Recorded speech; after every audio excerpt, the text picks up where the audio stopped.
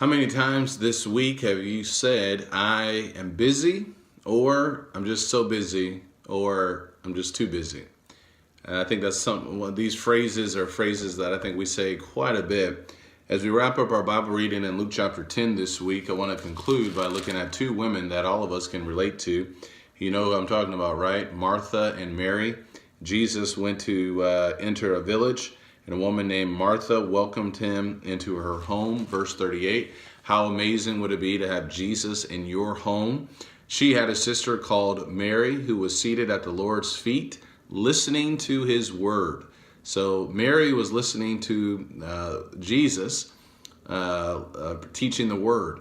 But Martha was distracted with all of her preparations. And she came up to him and said, Lord, do you not care that my sister has left me to do all the serving alone? Then tell her to help me. But the Lord answered and said to her, Martha, Martha, you are worried and bothered about so many things, but only one thing is necessary. For Mary has chosen the good part, which shall not be taken away from her. You know, you got to give it to Martha. I think she had great intentions. And if you have Jesus in your house, certainly you want to prepare something for him. Naturally, I think that would have been the response. And yet the way that Jesus responded to her helps us to see that there was something that she needed to understand. One, he said, you're worried. Two, you're bothered about many things. And then he says there's only one thing that's necessary. For Mary has chosen the good part.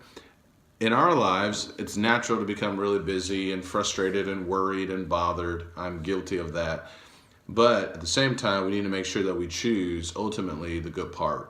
We need to make sure that our minds are focused on Jesus, that we are listening to his word, sitting at his feet and following him and gaining our strength from him. There's so many things that can distract us in this world, social media, and let me see here. Oh yeah, social media, that can certainly distract us, work and hobbies and things like that. But let's make sure that this weekend, as we prepare our minds to worship God together, that we really think about the good part, that we really keep our minds focused on who it is that we're serving and what he has for us. Hopefully you have a great weekend. Talk to you later. Take care, and God bless.